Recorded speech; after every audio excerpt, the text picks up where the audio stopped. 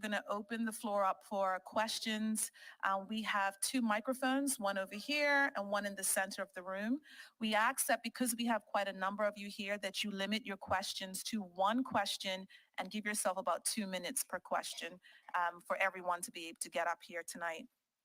If you do have additional questions, we have a team of staff that are walking around and you can let them know and we will follow up with you after the event. We do want to do a bit of housekeeping. We ask that you put your phones on silent, please. You can take a moment to do that. We also ask that while you're seating, you can get comfortable and take your mask off if you choose, but if you're going to be walking around and in close proximity, that we suggest that you put your mask back on. Now we have about 90 minutes for this session this evening, and we want to get started. So we're going to kick it off with our Premier, the Honorable David Burt. Good evening, and thank you, Dr. Selassie, and good evening to everyone here.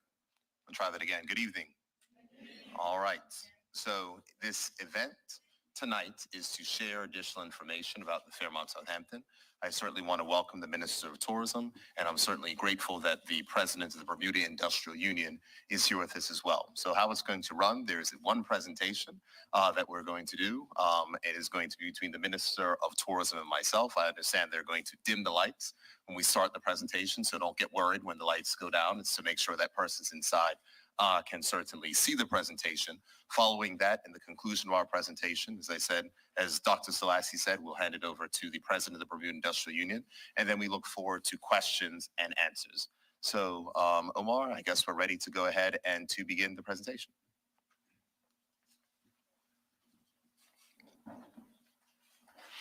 All right. So as I said, we are going to be speaking about the redevelopments of the Fairmont Southampton. And the first item is up to the Minister. Go ahead, Minister. Yes, we are on the next slide there. So this, I can't stress it enough. This is a matter of national importance. Why? This hotel was the largest private sector employer.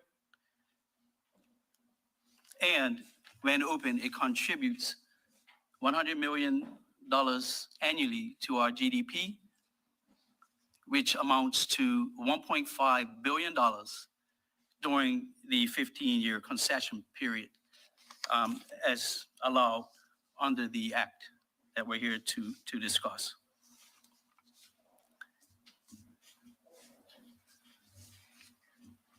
What is important to note, next slide, please, on this particular development, and these are the key points which we'll highlight tonight, because there's been a lot of discussion, and part of the reason why they're here is to make sure that we can clear up some of the misconceptions. But the key point is, if there is no hotel operating, there are no taxes collected by the government of Bermuda. We cannot stress it enough. No hotel, no taxes. And so from the perspective of the government of Bermuda, it is a national priority, as the minister said, to ensure that the hotel gets reopened. And that is not only due to the fact of making sure that the revenue can come into the government of Bermuda, but it is also important for the impact that it will have on jobs and the broader economy. And the recently passed legislation, which was passed by the House of Assembly, ensures that this project can come closer to commencing construction, which is vital for so many reasons to the benefits of employment of which it will provide. Minister? Yes, next slide. With the closure of the hotel, the impact is we've lost 25% of our hotel room inventory. We've lost 55,000 visitors annually coming through the airport. And we have lost 9% of the filling capacity for our airlines. It is well known that visitors who fly in to the island and stay in our hotel properties spend much more money in the island than our cruise ship visitors. Yes, we are thankful for the cruise ship visitors, but when in comparison, it's 6 times more. Since the closure of the hotel, we've had 80,000 less air arrivals, 112 million, in less in visitor spending, and 3 million less in BTA fees. Those are large numbers on an annualized basis. What is the current state of our tourism in Bermuda without this hotel? 2019, the occupancy was 61%. 2021, 37%. We look at the other key indicators of leisure air arrivals, air capacity, total spend by air leisure visitors, and cruise arrivals. Every single one of these key indicators are down from 2019 to 2021. That is the current state of our tourism industry on the island. We need this hotel back in operation to turn those numbers around in 2023, 24, going forward. The longer we wait now, the longer we have before these numbers turn around in a key industry that employs many of our friends and neighbors. Why would we offer concessions? The hospitality industry in Bermuda is extremely difficult right now to make money. Bermuda is well known. It's an expensive jurisdiction in which to do business. And our competitors are offering incentives of 15 to 25 years to encourage and incentivize investors to bring their dollars to their shorelines and invest in hotels. If we are to be competitive, we must compete. Examples: Barbados, they offer 15 years of customs duty and investment tax credits. Bahamas, they offer 20 years exemption from real property tax. St. Lucia, they grant concessions 5 years. Turks and Caicos, hotel concessions up to 25 years. They have brand new hotels. They have seen the positive impact on their visitor numbers as a result of having new development. Where is Bermuda in all of this?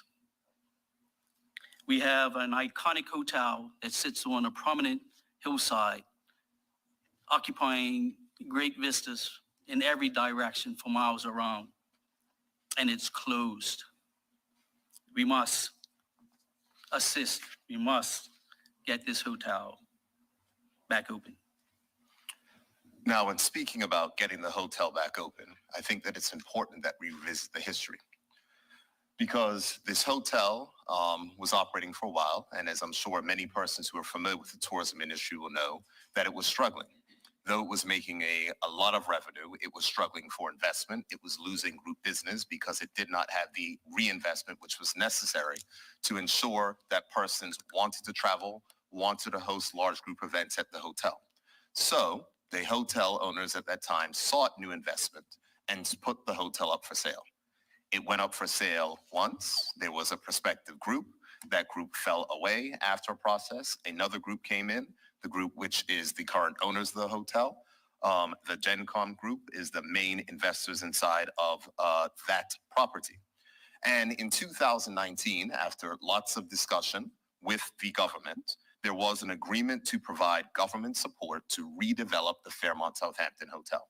So the projection at that time was that they would spend the year 2020 formalizing the plans for what the redevelopment would look like. And then in 2021, the property would close and would reopen for the tourism season of 2022. But we all know what happened in March of 2020 when borders had to be closed and the tourism industry globally was challenged. And though the agreement was in existence, that agreement to extend support expired in December of 2020. In 2021, the developers came back with a project that expanded in size and scope and also expanded in expense. And it was the view and desire of the government to come to an agreement by the end of 2021. The target that we had set was to have an agreement by December of 2021 so that the hotel construction could start in early 2022 and that the hotel would be ready to open for the peak 2023 tourism season. That, of course, as we know, did not happen. And what the challenge was is that the more time that went on, the more difficult and harder it was to come to an agreement based on simple realities. We all have recognized that we've seen and heard and read about the supply chain challenges of getting equipment and getting materials that were in short supply. And that meant that costs were going up in regards to shipping and material costs due to global inflation, which did not get any better in January, February, and March, as we all know. And then, of course, there were increasing interest rates, which made financing more difficult. And so, as the minister had said, this is a national priority for a number of reasons, whether it's jobs, whether it's to support our tourism industry. And so the government had options. There are four options that the government had. The first was to demand that the developers downsize the project to remove the additional amenities, additional conference space, and other things to enhance Bermuda's tourism product. The other was to require that the developers put in even more additional equity into the project than they had already committed since the old agreement in 2019. The third was to choose to let the hotel not reopen and let it sit there and wait. As some people have said, what is the rush? Well, I think we all know and understand what the rush is and what the urgency of this project is. And the fourth was to enhance government's credit support to ensure that the redevelopment took place and the hotel reopened. Those were the options that the government faced. The government, in the end, decided to enhance the support to the hotel so that the hotel could secure the required financing to commence redevelopment. And the question, of course, with everyone is, what does that support look like? What does the redevelopment, what is the commitment from the government? Next slide. So this is the new agreement to support jobs and to support the redevelopment of the hotel. In 2019, the estimated project cost was $300 million. In 2021, with the new agreement, that increased from $300 million to $376 million. As I said, some of that was due to the expanded scope of the project, the additional amenities that were added in, new pools, a new area for entertainment, more conference room and meeting space to make sure that the hotel could be sustainable over the long term. As you know, we have seasonality, and the more conference space you have and more amenities that you have, the better your year-round attendance can be. The guarantee from 2019, where there was a commitment of $50 million, in 2021 or 2022 went up to $75 million. The guarantee term was expanded from 10 years to 15 years, in addition to the expansion of the tax concession period from 10 years to 15 years. And the guarantee to the total project cost went from 17% in the 2019 agreement to 21% in 2022. What's important to note that during the negotiations for the redevelopment of the hotel, the government did secure enhanced benefits for Bermudians, which were not present in the 2019 agreement. One of the things that is most important is that the government agreed and came to an agreement that 10% of the profits of the hotel in excess of the equity that was invested into the hotel would be shared with Bermudians, with the Bermuda government, and the Bermuda government has pledged that to form the Bermuda Trust Fund, which, by the way, is a PLP election manifesto pledge. And funny enough, I know this will surprise some people given the warring that's happening in the newspaper, but one of the proponents of this idea was none other than former Premier Sir John Swan. In regards to fulfilling another platform pledge, which was a nation of owners, in this agreement as well, because the criticism is that the government gives concessions and support for overseas investment, but what about Bermudians who want to benefit from that as well? If Bermudians want to put their capital at risk, their money at risk, they should be able to also see those benefits. And so as part of the negotiation process, we agreed that $10 million that Bermudians or residents could invest up to $10 million into the hotel project on the equity side so they can be a part of the risk, but can also enjoy equity rewards as the hotel successfully opens. And it's important to note that the 10% profit sharing was for all operations of the hotel. So that would be the hotel operations, the food and beverage operations, the future casino operations, all operations of the hotel. And what's important to note is this $10 million, if fully subscribed, would reduce the guarantee amount from the $75 million guarantee to $65 million guarantee amount. Now, there's a lot of questions about how does this guarantee work? We've heard a lot of things about very large numbers and different things which are being thrown around about how the guarantee is added onto the tax concessions. I want to explain for everyone how this works. As I said earlier, it is supported by a maximum $75 million guarantee for an estimated total project cost of $376 million. Now, it's important to note that just about every single hotel that we see here in Bermuda has gotten its lending, which is its debt financing, from local banks.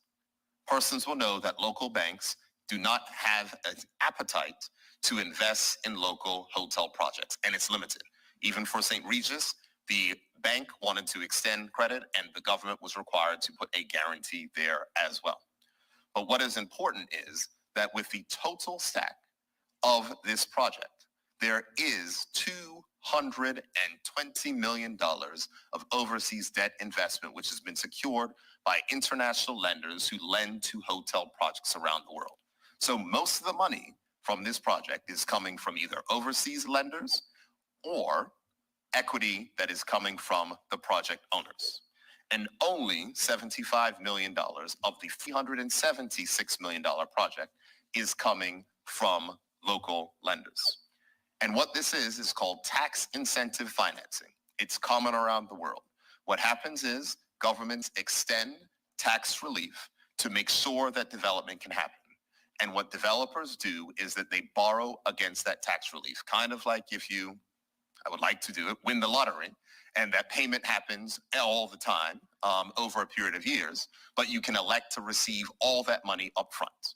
So there is tax relief that is generated every year, and what happens is people take all that money up front, get someone to lend that money to them up front so that they can support the hotel development, tourism development, residential development. This is something that is common around the world. And so it's important to note that, as we said, the maximum guarantee is $75 million. And the loan, which is secured by the guarantee of $75 million, is paid off by the value of the tax concessions. So there's hotel occupancy tax, customs duty, payroll tax, and that money does not go into the pockets of developers. That money goes to repay the loan, which reduces the guarantee amount that the government of Bermuda and the taxpayers of Bermuda are on the hook for over the period of time. So that's an important misconception, that this money that is given is going into developers' pockets. No, it is going to repay the loan that has been guaranteed by taxpayers to make sure we get this project restarted and to make sure that we get jobs. And as tax relief funds are used to repay the loan, the government guarantee amount is reduced. So these are important points that we must make sure that we take into account. But what's important to recognize is no project is without risk. Yes, there is a risk that there could be, God forbid, another pandemic. There is a risk that different things could happen. If there is a challenge with the project, the government would then have options such as working with the other lenders or buying out the other lenders to complete the development work, to make sure that we get the project up and running so it can open, because once the hotel opens and is receiving guests, it is generating guests who are paying the hotel occupancy tax, who are giving those taxes, and which then will go to pay off the loan. So it's important. The main risk of this project is certainly during the construction period, and that is where the risk starts. But if there is no hotel, there is no tax revenue, there are no additional jobs, and there are not the benefits to the economy. Now, I do want to take a little bit of time to address some misconceptions.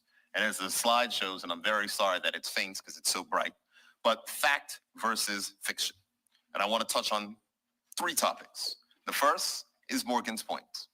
The second is a special development order.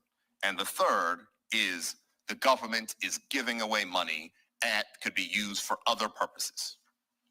The first I'll go to is Morgan's Point. There is a big difference between what this project represents and what Morgan's Point represented. The first thing is that all of the borrowing, $165 million of borrowing from Morgan's Point, was guaranteed by the government of Bermuda.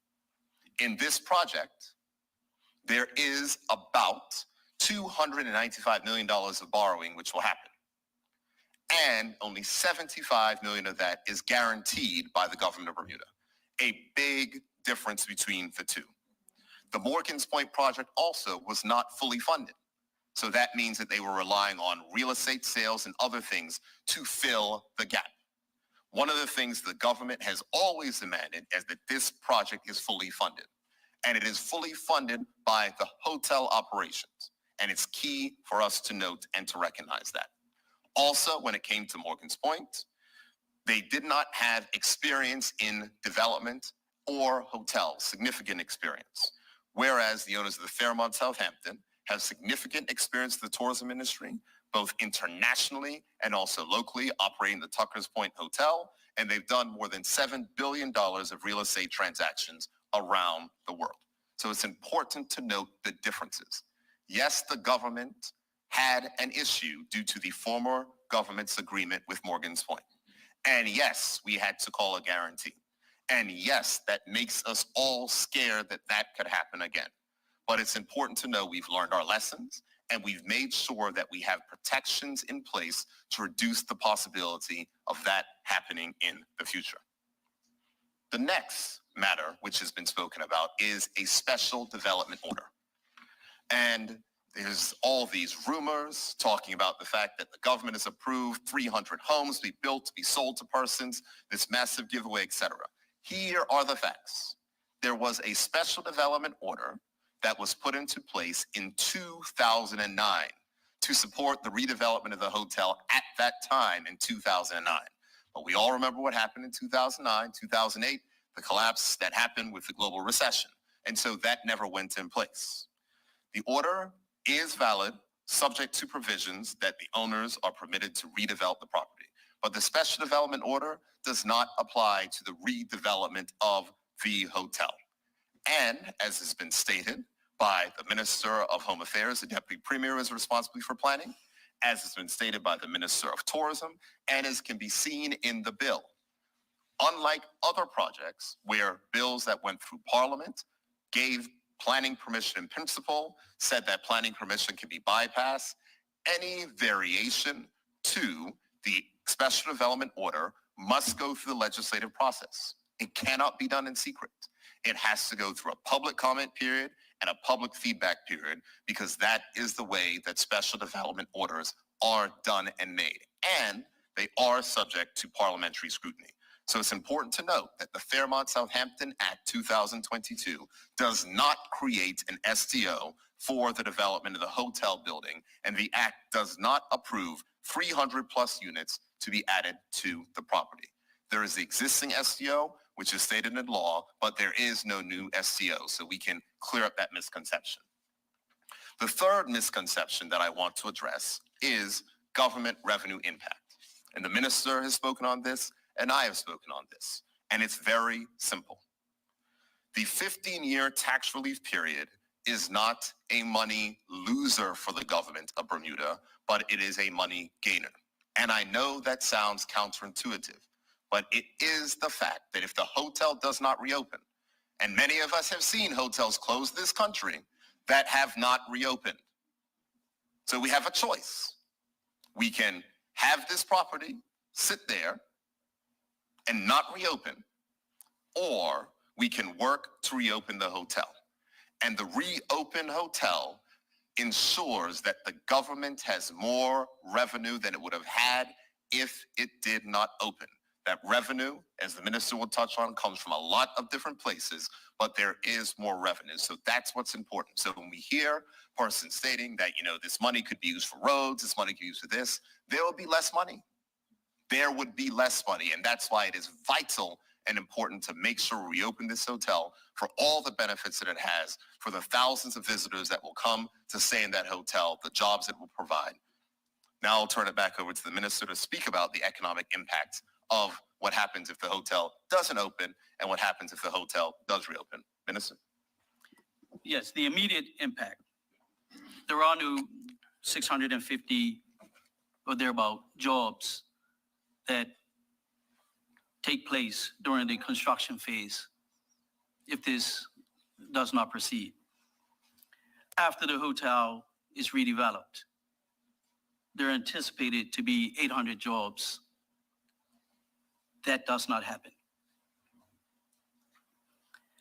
The tourism industry as a whole, we have present the chairman of the BTA. They're responsible for marketing Bermuda. And he would tell you it's extremely difficult to market Bermuda without having the facilities to accommodate convention business, group business. It's extremely difficult to market Bermuda when we don't have the hotel beds. And without the hotel beds, we can't negotiate greater airlift to the island. It makes Bermuda less attractive as a tourist destination.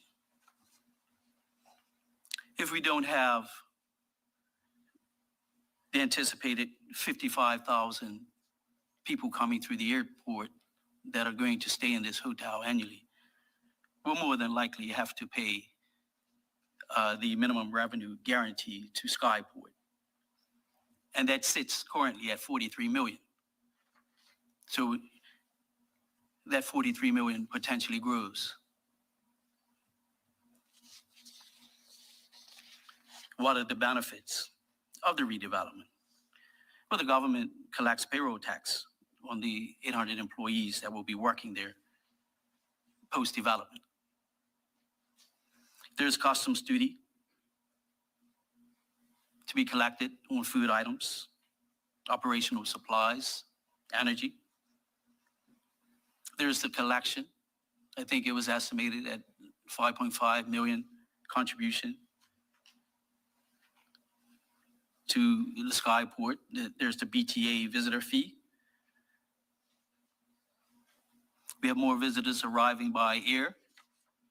We can negotiate from a stronger position with our airline partners to increase airlift.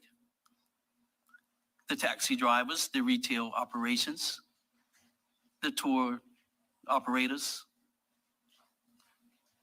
restaurants, they all are busier because our visitors are here spending money, eating out, doing tours. And the importance of group business can't be overstated. And this, yes, we're focused on the Fairmont Southampton Hotel, but if they're full with group business and we have leisure visitors who wish to come to Bermuda, then they stay in the other hotel establishments. So they all benefit. The guest houses, the vacation rentals, they benefit from a hotel that can accommodate group business.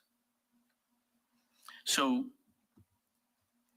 we talked about 1.5 billion in contribution to GDP over the 15 years of this concession period. But that continues beyond the concession period. Bermuda is more attractive, we're competitive with our neighbors to the south. And if we have a buoyant tourism industry, that assists with the overall economic recovery of the island. So in conclusion, it's very simple. Governing is difficult, and we must weigh the benefits versus the risks. And in this case, the benefits outweigh the risk. No question about it. The government has learned from the past and errors that were made with large guarantees that were given. And we all know how much the taxpayers had to pay. The bill for Morgan's Point now is $210 million. That's on the shoulders of taxpayers. So we've learned our lessons. We put in place appropriate protections to protect taxpayer dollars. And it's key to note that in spite of the 15-year concessions, the redevelopment of this hotel will be a money earner for Bermuda. And you heard from the minister, estimated $100 million of economic impact per year. That is $1.5 billion over the time, which far dwarfs the $121 million of estimated concessions during that period. And those concessions are used to support the development of this property. This is the best way forward for Bermuda. No deal is perfect, but what is most important is that we get our people back to work, that we get this hotel reopened, and that we continue to move on to other properties to make sure that Bermuda is competitive in tourism. And with that, I'm happy to hand it over to the president of the Bermuda Industrial Union. Mr. President? Sir. Thank you, Mr. Premier. Let me say good evening to everyone. Let me, first of all, thank the Premier and the Minister for the invite to be here this evening on behalf of the BIU to talk about the Fairmont Southampton Princess. Interesting, the Minister mentioned the national importance of Fairmont Southampton reopening. Some may know, some may not know that 5 or 6 months ago, GenCom pulled out of the HEB, Bermuda Hotel Association. And they left the HEB as the registered trade union, and a lot of people were saying that they was trying to get rid of the BIU. That's why they done it. Well, within days after leaving the HEB, the BIU received a letter asking for us to do a separate set of negotiations with them and a separate bargaining agreement with the hotel. BIU went to its membership because contrary to what a lot of people think, the BIU don't operate in a vacuum. We work for our members. We went to our members, got their permission to do the separate agreement. And there were a lot of naysayers that didn't think the BIU was going to be able to negotiate that separate agreement. Within 2 months, I think on October 18th, we had tentative agreement. We went to our 30-odd members because we had 650 members that got made redundant from the hotel when the hotel closed. We went to our 30 or so members that were left and got their permission to go ahead and negotiate the maiden agreement. Around the 18th of October, we got a tentative agreement and the members ratified that agreement. They ratified it. So the BIU understood the importance of the recognition of reaching an agreement with GenCom. We recognize that we're in 2022, and we made some concessions that weren't agreed to by the General President of the BIU, which is what some people on social media will have you believe. We have a negotiating team that sat at the table with management and the overseas lawyer that came in to represent GenCom. And we took the agreement from the negotiating team back to the staff, and the staff agreed to the conditions. So they understood the need for us to sit down and have an agreement with GenCom. Because one of the workers had heard one manager talking about GenCom was looking to get rid of the BIU. So I said, "You sure?" He said, "Yes, that's what we heard about Chris." I said, "Okay." So when we got the notice to do the separate agreement, And we brought that up during negotiations. Because the individual that negotiated for him, based on his profile that we Googled him, he was a union buster. And when we asked him the question, he said, no, I'm here in a different position. I'm here to negotiate an agreement with the BIU. We just wanted to clear the air. Because social media can catch you out real quick. So recognizing everything that has been said thus far, we do recognize that once, as the minister and the premier has said, once the construction starts, you're looking at jobs for millions. And I had these 4 points written on. It's just a matter of repeating what the minister said. So when we speak about 800 jobs, that's not pie in the sky. I just mentioned we had 650 members made redundant when the hotel closed. The other 100 plus staff was the management team. So realistically speaking, once the hotel is renovated and due to reopen, I see no reason why those job numbers wouldn't be pretty much the same. Whether it's 800 or 750, it's certainly going to be in a range. They won't be able to drop it down to 600.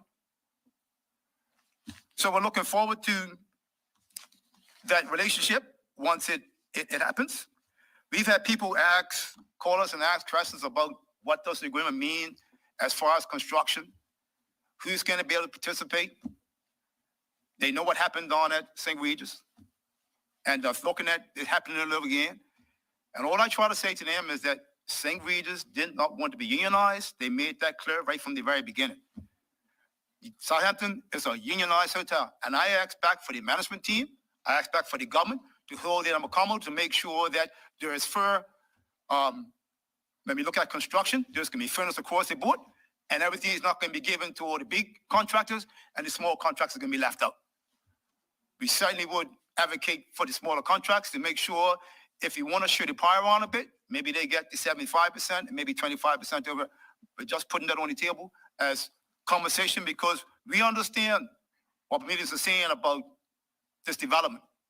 If the government's going to provide a guarantee to the hotel, then we need to know how the Bermudians are going to benefit from that guarantee.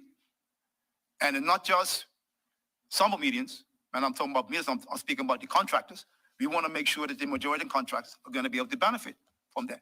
And I think it's no more than fair, more than reasonable. My understanding is that they're prepared to, anybody who has a contracting firm that can do good work, Bermudian is going to be employed. No, does it mean it's going to be 100%? Well, I'm not that naive. But I would like to think it's going to be at least 75, 80%. I would like to think that. We know what the numbers were at the hospital. We know that when the hospital was built, we got between 65 to 68% Bermudians down at the hospital. So it always remained about 30 to 35% foreign workers that built our brand new hospital. So certainly now that we're looking at this investment, we would like to make sure that fairness is across the board. And the BIU is certainly looking forward to the renovations getting started, the renovations being completed, and of course the hotel being reopened to make sure that it's going to be in the interest of the Bermudian people. Thank you, Mr. Premier. Sure. Thank you, Brother President. And what I would like to say is that what the president of the Bermuda Industrial Union has said and demonstrated is what I spoke about in the budget speech, that it takes all of us to make sure you work together. The Bermuda Industrial Union came to the table to make concessions in the interests of the country to make sure that the hotel reopened. That is important. That is what we are focused on. It is what is in the best interest of the country. And there is no question that Bermuda is stronger, that the government is stronger, and that we are in a better place as a country with this hotel reopened. We have to give something. Bermuda is not competitive. And if we want to be competitive, we have to make the changes so that investors will look to come to Bermuda to invest. Once a hotel is open, President's members, 24/7 operation, 365 days a year. That's where hotels are open and they continue. It is real employment for real persons, and it is of real benefit. And that is the reason why the government is proud of this arrangement. And that is the reason why we have come to the parliament. And that is the reason why we're taking it to the people so that everyone can understand what is at stake and why we've done what we've done. So, Brother President, on behalf of the government, I want to thank you for coming to the table, because if it was not for your agreement, we would not have been here today. So thank you, Brother President. We want to thank. Can I just mention one other thing? Because the minister mentioned the countries that have tax concessions. And we're compared to Cayman a lot, right? And I noticed the minister didn't have the rights to Cayman. But Cayman has a 25-year one. 25 years. And if you don't believe me, go and Google it. All right. Okay, we would like to thank our panelists, Minister Vance Campbell, Minister of Tourism, Premier and Minister of Finance, David Burt, and BIU President, Mr. Chris Farbett. We are going to open the floor up for questions right now. And as I stated at the beginning, we do have two microphones here. We have one on this side and we have one in the center. We are limiting the questions to one per person, giving yourself roughly 2 minutes so we can make sure that we get everybody's questions in. Okay, so we have a gentleman here. You can come up to the microphone, please. Okay. My concerns are for the small contractors who, in the last couple of years have been suffering from payroll tax. Will they be excluded because their payments are not up to date, or will there be some sort of clause in the contract stating that whatever their agreement is, the payroll tax can be deducted from whatever? Just as say hypothetically, $10,000 job was awarded to me. My payroll tax is not up to date. Would that be deducted from my payment, or will the large company just grab it all and then subcontract it to someone, to us again, as previously happened? Happy to answer your question, sir, and thank you. So the first thing is, when we speak about small contractors, certainly we've heard the sentiments from the president of Bermuda Industrial Union, and we echo that sentiment. It is important to note that this is not a government project. And so from a government perspective, when government contractors, when small businesses are dealing with government contracts, the government is able to offset the taxes. And so that's something that was passed in law. I think that was passed in law when Paula Cox was the finance minister, and so that could be offset. When you are speaking about whether or not a contractor who owes money in payroll tax will be barred from getting contracts with this project, the answer to that question is no. Appreciate it. Thank you for your question. We want you to make sure you earn money so you can pay that back. Absolutely correct. You want to give him a job first? Okay, we have another question. Good evening. This isn't quite a question, but more of a few suggestions that I have. Let me start off by thanking you for calling this meeting and apologizing if I've offended anybody on social media or anything like that in action or deed. So the three things that I wanted to share was, I agree that a tax relief in the hotel industry is beneficial for Bermuda. However, I feel that this should be inclusive of all hotels, guest house, Airbnbs, and any other businesses that would normally be taxed in this regard. Maybe not the same amount, but something, because they have all suffered during this pandemic. Point number two, I believe that the hotel industry, thank you. I believe that the hotel industry, tourism, insurance companies, and international businesses can all benefit from a regulated cannabis industry. However, I only support the cultivation, processing, and sale of medicinal cannabis. Without going into too much details right now, medical cannabis would open doors for doctors' conventions, insurance coverage for prescriptions, and international businesses should we produce enough to export. Not to mention, held in February, along with other events, could transform our tourism product from a seasonal one into a year-round product. Point number three, the hotel industry working in conjunction with cannabis culture can stimulate the Bermudian economy, but we have to do a more in-depth look at the hemp industry.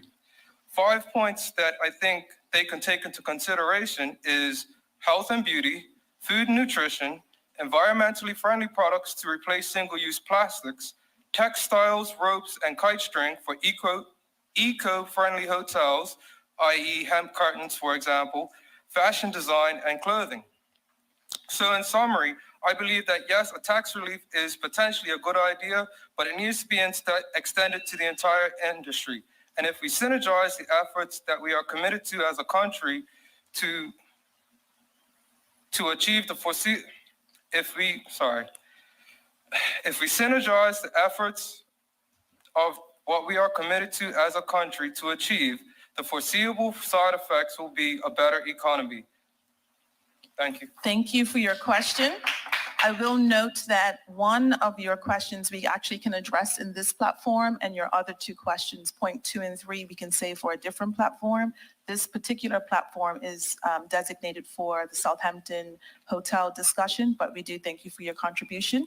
Premier, would you like to address Minister of Tourism? Thank you. I think in the deliberations in the House on this bill, we did mention, and we make a weekly appearance on the Tourism in Focus radio show.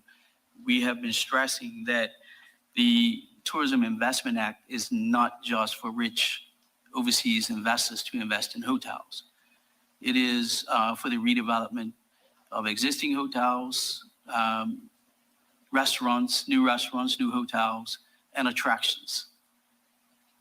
And that is whether or not you are an overseas investor or a local investor. And if I can, I'll read the definition of attractions. And I've done this a few times on the radio show so that it gives you some idea. And it says attractions means a site that residents and overseas visitors visit that has an identifiable operation and management structure and can be characterized as natural, historical, cultural, or man-made. So we agree that, first of all, there needs to be an increased knowledge of that this Tax Investment Act is available to more than just rich overseas individuals.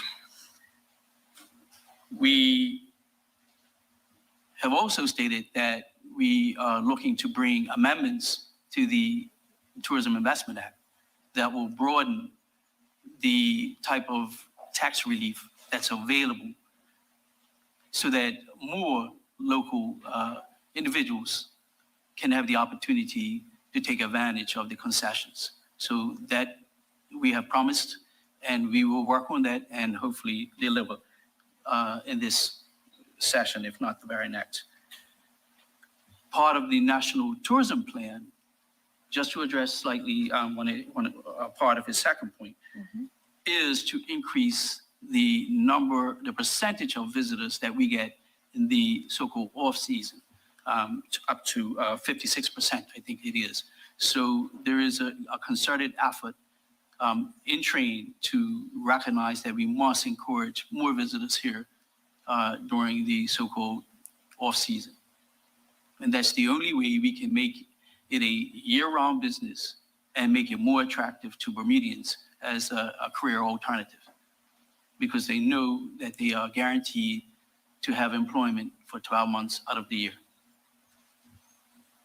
Thank you, Minister Campbell. Do we have any other questions in the back? I would like to remind the audience that you have 2 minutes, and we have some wonderful timers in the back. So when you hear the alarm going off, that's your 2 minute. Good evening, Minister and panel. A burning question that I have is, does GenCom have a business plan that is going to guarantee some success in the long run? So in other words, what's different from the old Southampton Princess model business plan that they had? Why didn't they succeed? And what is going to be different now with their business plan? And what will guarantee their long-term success? Occupancy is going to be critical.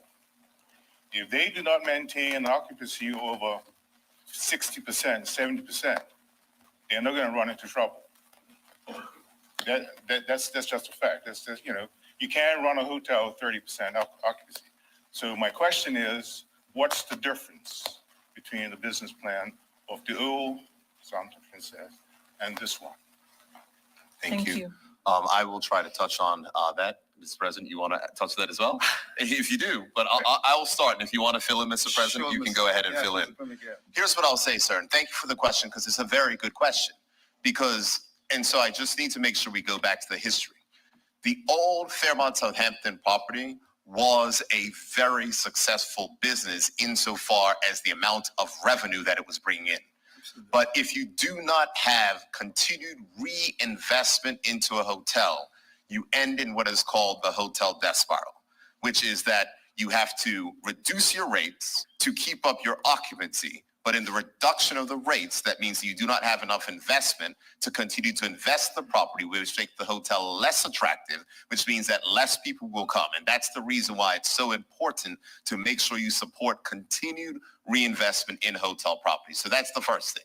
The second thing is that what is being done differently is we've seen the expansion of the convention space, the expansion of the beach space, the advancement of entertainment spaces as well, to make sure that you can support more group business. Group business is vital for the off season, whether it's that, whether it's the inception of a casino, whether it's more activities. So that is also a critical and important part of what this does form. The projections that they'd given to us were for 70% occupancy in the total year round. And that can only be supported through group business, through things that can attract people in the off season and to make sure that the group business remains strong. So it is a very valid question. And that's the reason why you want new hotels. When the hotel is renovated, when hotels are new, people want to come to new hotels. People want to experience new hotels. People want to go to a hotel that has the latest technology, the newest restaurants, the nice beach club, all that other type of stuff. So it's all the entertainment that is there in addition to the new facilities. Mr. President, you wish to add anything? Yes, Mr. Premier. Certainly, if you go back, let's say 20 years ago, and it could be 25 years ago. Remember all the group business that some persons here? State Farms, IBM, they came here year after year. But what happened to Southampton in the last 15 years or so is that the convention business kind of like, they got out of that cycle. And what they're looking to do now is improve the convention space and get back in that convention cycle.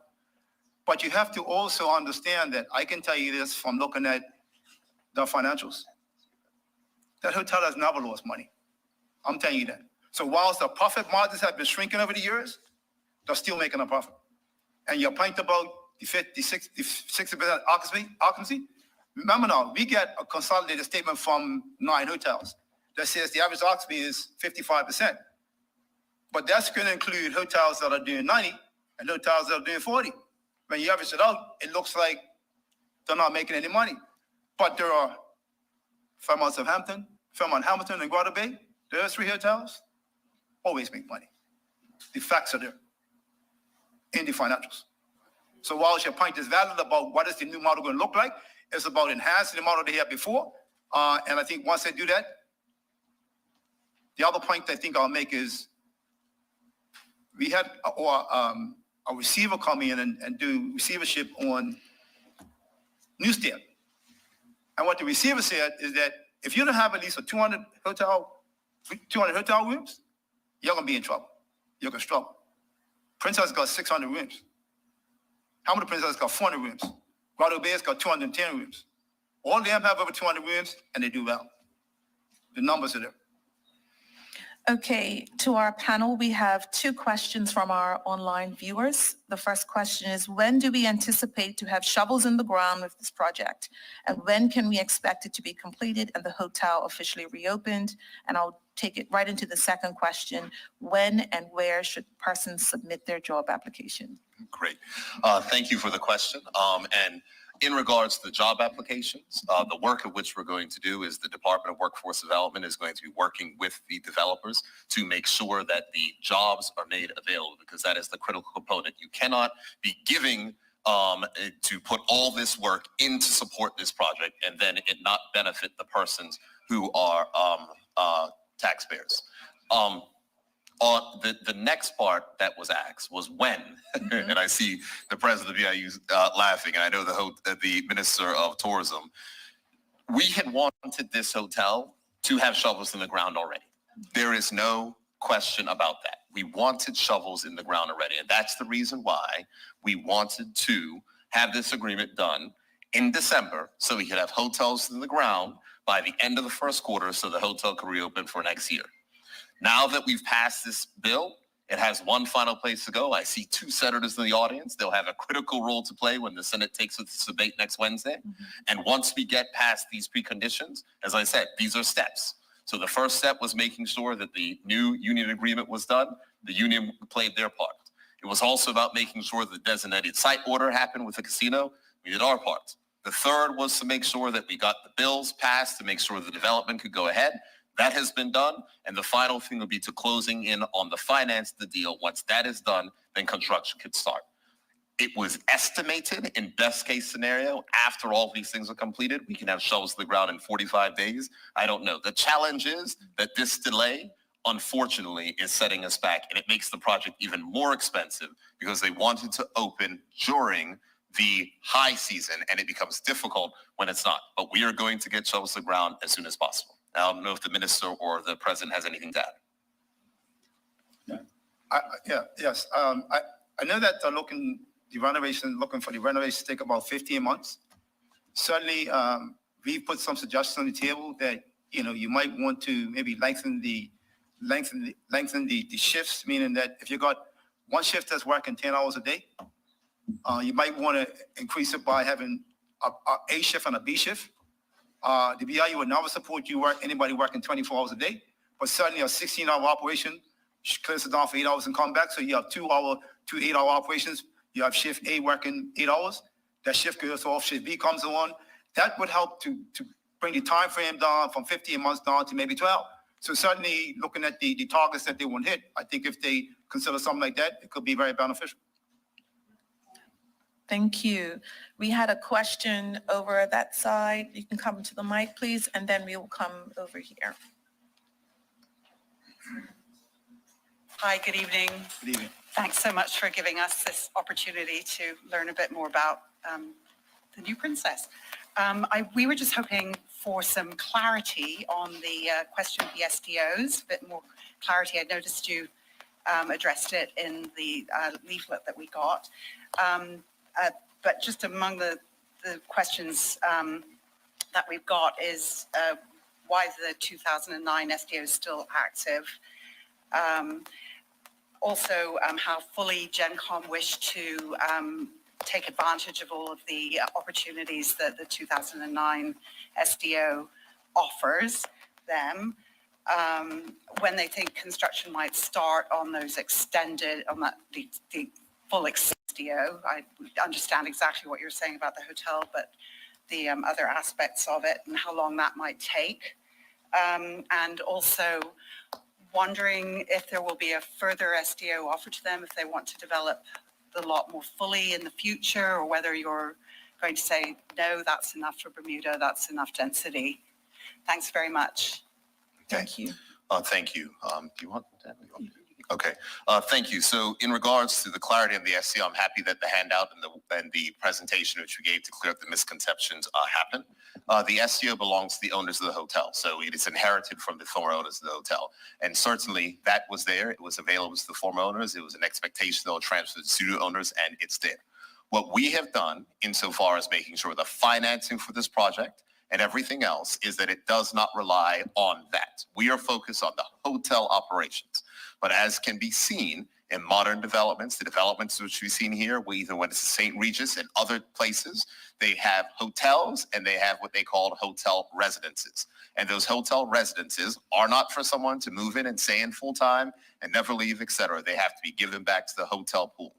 That is what is required. The existing SDO does have some provisions for private dwellings. What is important to note that though anything that is not tourism, that means that anything that does not go back into the guest residential pool is not eligible for tax concessions. It is a key point that has to be hammered.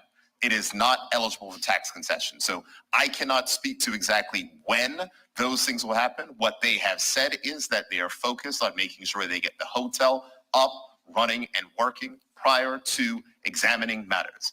If they do make an application for other items insofar as to expand or to amend the SDO, it must follow the process. And we did make changes to the SEO process. A lot of people have said, oh, well, it's negative resolution. Oh, the government can do it in secret. That is not true. The law requires public comment on SEOs, public forums to happen, environmental impact to happen, and those matters are still subject to parliamentary scrutiny. They do get tabled in Parliament, and Parliament does have the power to override anything that is done via an STO, which may be tabled in Parliament. So I just hope that clears it up. So if they do come, it is a public process. It is not something in the past where it was prior to 2010, where it was done in not secret, but it was not necessary to go through a full public comment period. In the law changes that is made, that is what is required for STOs. Thank you, Premier. And if I can add to that, the definition under the Tourism Investment Act, hotel means, and hotel as defined in the Hotels Licensing and Control Act 1969, and B, any, and this is in clause 2, any other premises which the minister is satisfied are or will be used for at least 6 months in any year to accommodate paying guests who are not ordinarily resident in Bermuda. So that's key. And that will be the determining factor as to whether it will be classified as part of the hotel, therefore eligible for the relief. And we have a team that of inspectors that do an excellent job in making sure and checking on compliance. So, thank you. Thank you. Mr. Stale. Good evening. I have a question which relates to the section that you have on page 2 about many young Bermudians currently don't see tourism as an appealing career, and many locals do not view tourism as vital to our economy. My question about that is that when we're looking at putting shovels in the ground shortly and making sure that those jobs are going to Bermudians, what are we doing about ensuring that all of those other jobs that are available in the hotel are going to Bermudians? Because I've had the opportunity to grow up in a country when the country was more tourism focused. I recognize that when we went off to school, we knew when we came home, we could get a job in a hotel doing something. Our parents worked in the hotel, which their second or third job maybe was my father's third job, I think. But the opportunity for us to ensure that young Bermudians view again the hotel as a dynamic, interesting place to work. What are we going to do about that? The opportunity for the talented young people and older persons that we have that can provide entertainment to the hotel. What are we doing about that? So is there any, I do note it here, so I guess there's something going on, but are we looking at ensuring that there are training opportunities available for all of the parts of the hotel? I was, excuse me for taking too long, but I remember that parents would say, well, it's a nice summer job kind of thing, but they can't work in the administration and all of that kind of stuff. When we had the hotel school, the concern was that they didn't get the full benefit of all of the jobs within the hotel. What are we doing about ensuring that young people work not just in the construction of the hotel, but once the hotel is built, that we have young people in all of the areas of the hotel making relevant careers that are lifelong careers? Thank you. If you've had an opportunity to look at the bill, some of the tax concessions are linked with management training programs for Bermudians. In my conversations with the principals, they recognize that if they're putting $376 million into a hotel property, that it's incumbent on them to provide training for all of their employees at every level, because there's an expectation of the level of service that they will receive or that their guests will expect to receive staying in a hotel of that nature. So there's a commitment to train at every level, but in particular, we put in the requirements for obviously historical reasons that it's focused on the management side, the management training for Bermudians, so that our Bermudians who may start at entry level have the opportunity to progress to middle and senior management. So that is already a requirement in order to receive one part of the tax concession. And then the other part, the land tax, I believe, is related and tied to having 70% of the employment at the hotel being Bermudian. And we'll work with the Ministry of Economy and Labor with the reports that they get to ensure that, and the hoteliers to ensure that that is reached. Mr. Farbett? Well, certainly, I think if you go and talk to people that worked in the industry like 20, 30, 40 years ago, the reason why people are not looking to make the hotel industry a career job is, you know, I'm only working 7, maybe 6 months out of the year, it could be 5 months out of the year. If you go back 15 years ago, people were in the hotel industry was not laid off in June, July, and August. That was unheard of. But in the last 15 years, June's been slow, July's been slow, people are laid off. I think the more we can look to grow the season and make the industry more attractive long-term and get a solid 9, even if you got to 9 months. 9 months would be a lot better than what we've got now because we'll have sporadic, you know, maybe 5.5, 5 months good out of 7, 5 months out of 12. That's not good, but if we've got 9 out of 12, which is what I think we can look to do if, whether it's sports tourism, whether it's golf, all these different other things that we can offer that makes Bermuda that much more attractive to come to and make the season that much longer. If I just may, just to close, because the contributions are excellent. But I think, Ms. Esdale, it's also important to note that, of course, Bermuda is different. And 25 years ago, there weren't as many options. And so now we know lots of young persons, you know, have much more options in international business and other types of matters. But hotel employment is still important. It is still critical. And so we do continue training. The Ministry of Workforce Development has continued training programs. We just launched in conjunction between the BTA and the Ministry of Economy and Labor and Department of Workforce Development, the Learn to Earn. One of the things that you will note is that the government is focused on making sure we do signature schools, and the announcement which came out from the Minister of Education insofar as the 3rd signature school is going to be focused on hospitality, and that was tied in to make sure it's open at the time that this new hotel does open as well. So these are all things of which we're doing to make sure that we can provide the opportunities for Bermudians. There has been some criticism about why isn't there training that is required at all levels, and why is just management training that is required for the concessions. That was a very valid reason. The previous act didn't have any training requirements. Hotels, as the president of BIU said, and as the minister said, have training all the time. They have to have training in order to survive, in order to make sure. But the criticism was always, as you said, Bermudians were at a certain level, but were never at the management level. And so what's required for the tax concessions now is that you have to have a management training program in place. You have to demonstrate it. And so when you see the Hamilton Princess that's doing their management training programs and announcing all the rest, that's because they have concessions under the Tourism Investment Act, which do run for a period of 10 years, and they're required to have that in order to make sure. And so it's those type of things of which we're making sure that are part of law that hotels are compliant with. And that's a change from what happened before. That does not exist in some of the concession orders that were for the St. Regis property, et cetera, but it is a requirement that we have for this development and other developments that have taken advantage of the Tourism and Investment Act. I think another major issue is to pay. So we might as well not kid ourselves. People talk about, you know, it's too expensive. Well, first of all, my members are the lowest paid workers in the country. So if you got a room attendant making $300 a week, and you give them a 3% wage increase, that's $9. The employer thinks, well, I gave them an increase in line to rate of inflation, that should be pretty good. I'm got $9 to go spend to the grocery store.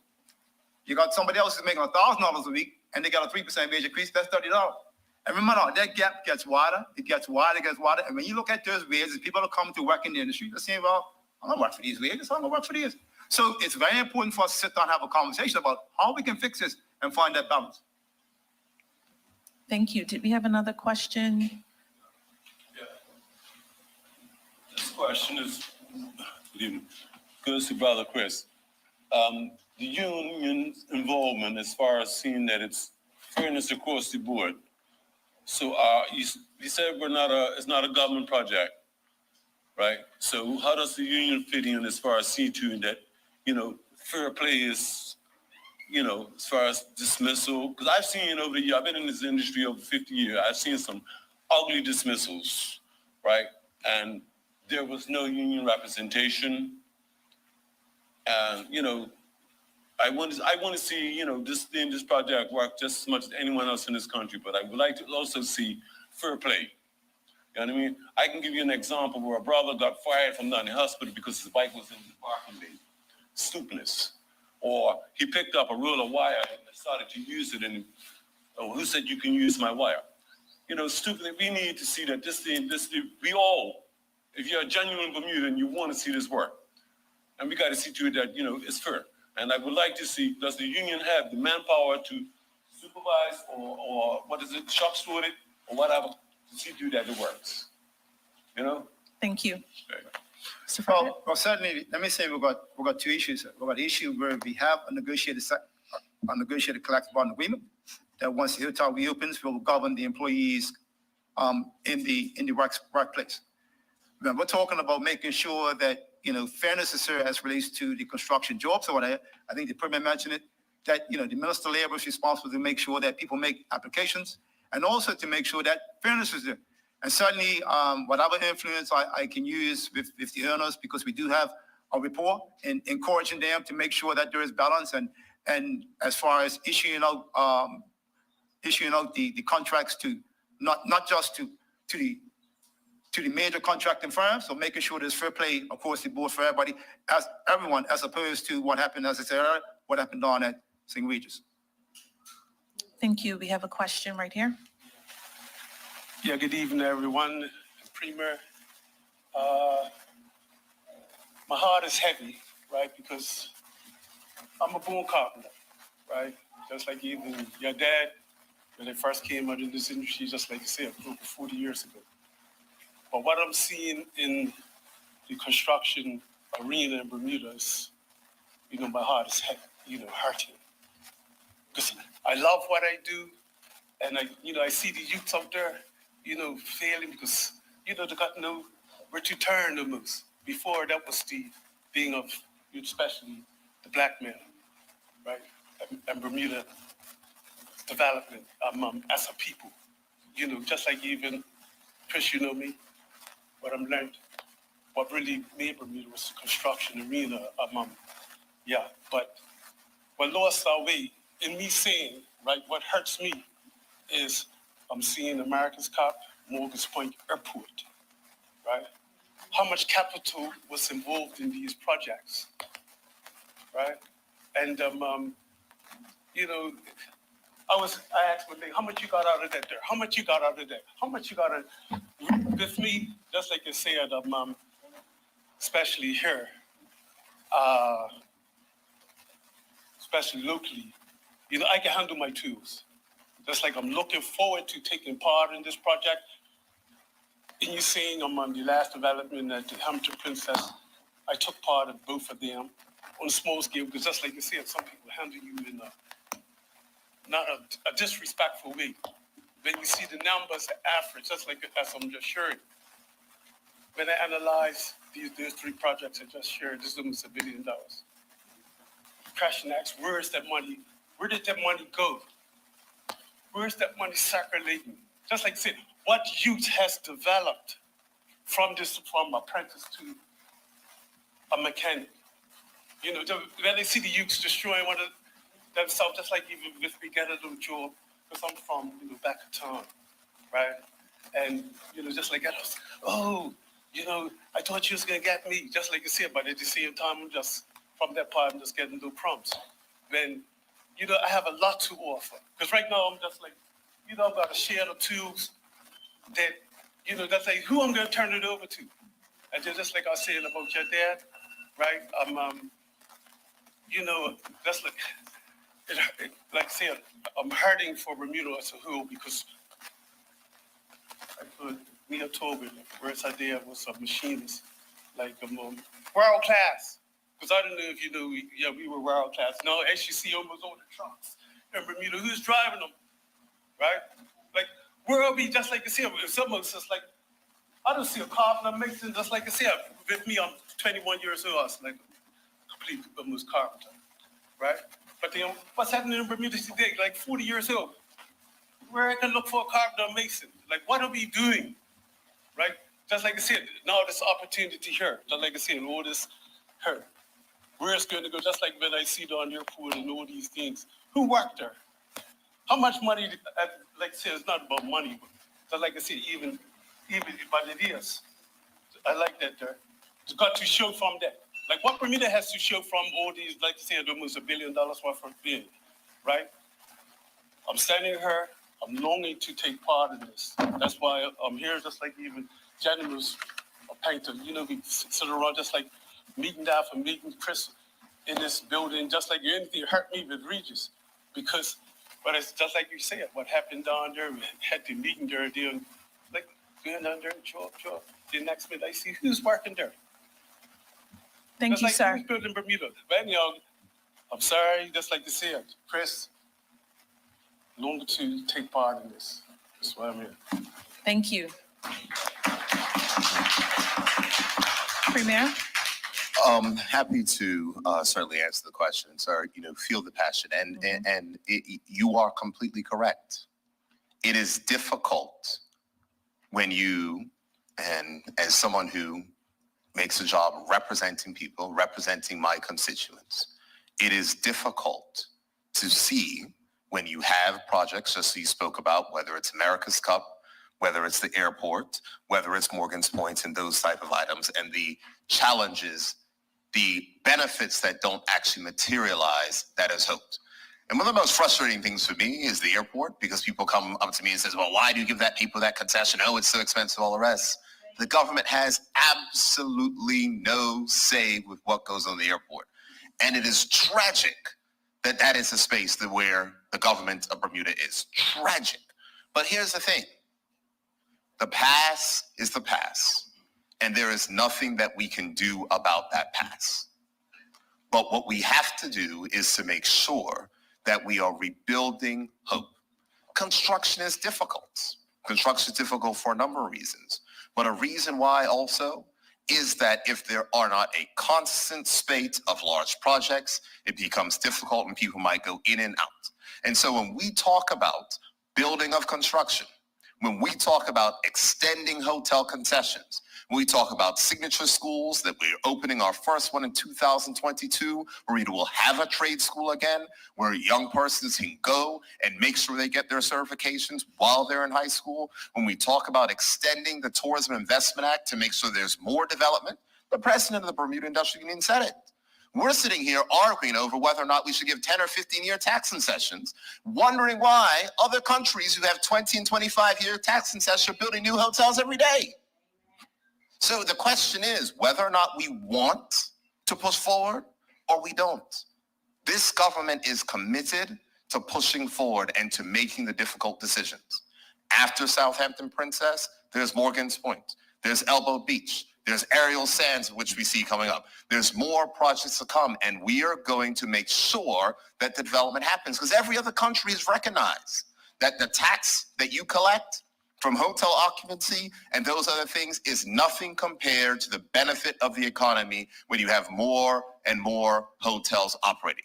That's what we're going to do. And so when you speak about that, the training is there, the new forms of education are there, the new signature school is being built, the training is continuing to be provided, and those are the things that are going to make sure. But in order for people to succeed in construction, we have to have constant construction projects that are going, and that is the aim when the minister will bring an expanded Tourism Investment Act to stimulate more and more investment. It's important to note what the minister said. It's not just for hotels. It's for attractions as well.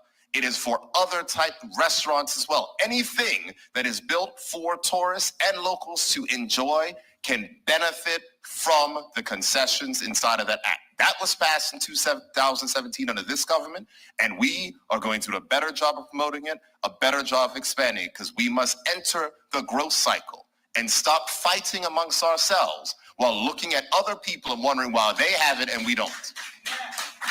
Thank you, Premier. And I'm sorry for being loud, but I feel your passion, and that's the passion I have too. We have one more question from an online viewer. How will Bermudians be able to invest in the hotel, and what is the investment criteria? Who should they contact for more information? So glad you asked that question. One of the things when we're talking about this is the final piece to finish off the negotiation, the lawyers are working through that process, and that will be shared. The lawyers are working through the finalization of the process. So we have the heads of terms, which is the outline of the agreement, and the lawyers have to finalize and specify what that is. And so there will be complete publication on what that looks like. There'll be investment presentations, and people can make their own choice. The fact is, the hotel project will proceed whether or not 0 persons decide to put money in it or people go up to $10 million. It will proceed. That is not what's required. But we felt that it was important as we heard what people are saying. Why is it that other people get to benefit and we don't? And we thought that was important. So that was something that I made sure that was negotiated as part of the revised deal that was sealed in March. And so that information will be coming. In the terms, it's an equity investment. There's risk. It is not risk-free. And I'm not even in any way, shape, or form trying to say people will be able to make their own decisions. And if no one does it, that's fine too. But the opportunity is there in case, whether it is individuals, whether it's businesses, whether it's unions, whether it's other persons who may want to be a part of it, then that is up to them. But we've made that part available, and that will come. Okay, we are down to our last 5 minutes. I would like to give the BIU president, Mr. Chris Fairmont, a chance to say some closing remarks, and then we will have some closing remarks from our Minister of Tourism, and then Premier will finish up with you. Thank you. Well, what could we say in closing other than that? They say Bermuda's another world. And sometimes we forget we're in the world. So we're in competition with other jurisdictions. And all I would say is that, we just need to work together to get this done. Whether we hold the GenCom management team accountable, we hold the government accountable, or we hold the union accountable. We also need to hold each other accountable to make sure we get this done and get it done in the correct fashion. Thank you. Minister of Tourism. One of the things I've heard since last week, Friday, is about Bermuda tourism is dead. Not for one moment do I subscribe to that. And I'm going to tell you why. Because I see investor confidence in Bermuda. And we're thankful for that because we have a St. Regis Hotel. We have a redeveloped Talkers Point. We have the Lauren.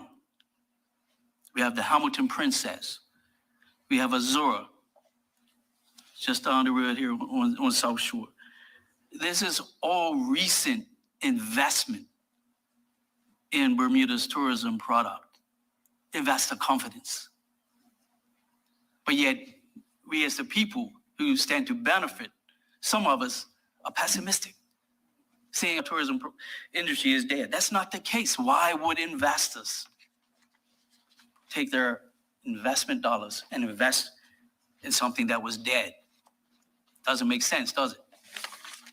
Because it's not true. They have confidence in Bermuda as a tourism destination.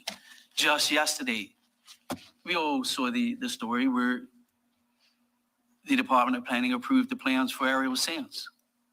We're here discussing a bill tonight where we have investors who are prepared to invest an estimated $376 million into this island in a tourism product.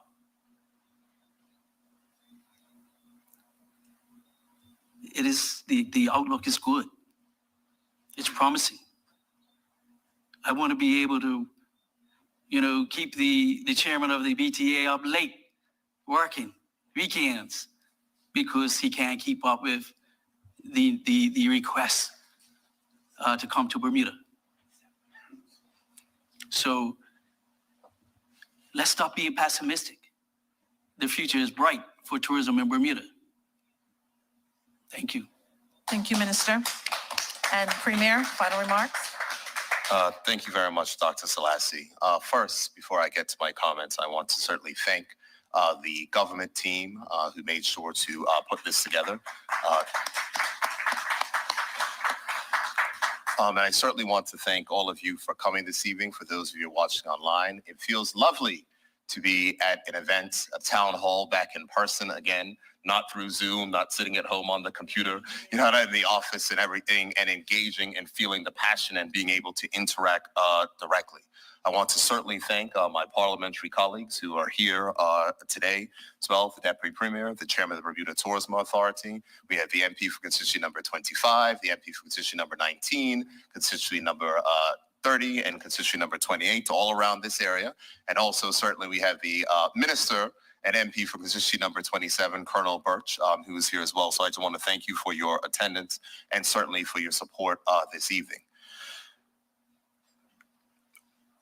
We must have hope and optimism for the future.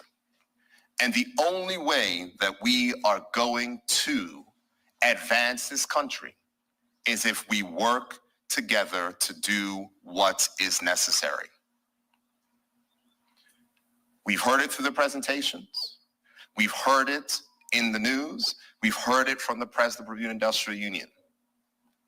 Everyone else that are our competitors have larger and bigger tax relief packages for hotel development than we do. They are building hotels. They are reporting record tourism, and it's not discount.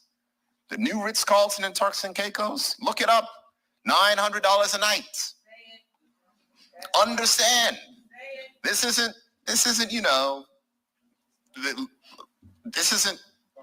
yes, exactly. This is big and top shelf 5-star luxury stuff that is being built due to the concessions. And so we have an opportunity, but what we must ask ourselves, the country, is whether or not we want success or whether or not we want to sit around here and argue, whether or not we want to see and be a part of what is necessary to build, or if you want to sit around here and starve in our tuxedos while everyone else is getting all of the revenue. We must compete, and this government is committed to doing what is necessary, working with our social partners, the unions, working with the employers, working with investors to make sure that we become competitive in tourism. We can do it. We will do it. This is a start, and there is more to come. As the minister said, there's aerial sands, and then there's the next project that will come after it. So we have work to do, and we are committed to making those difficult decisions because we want what everyone else wants: success for this country, employment for our people, and making sure that we can have people looking at us and saying, what are they doing that we're not doing? So I want to thank everyone for coming tonight. We're here for any questions, and we look forward to the success of this project. Thank you. Thank you, Premier. Again, we want to say thank you to President of the Bermuda Industrial Union, Mr. Chris Farbett, our Minister of Tourism, Mr. Vance Campbell, and our Premier and Minister of Finance, Mr. Premier David Burt. We want to say thank you also to the CITV team, the technical team, all the support workers, and the regiment for letting us be here today. Thank you very much. And I wish you all a happy Thursday and good night.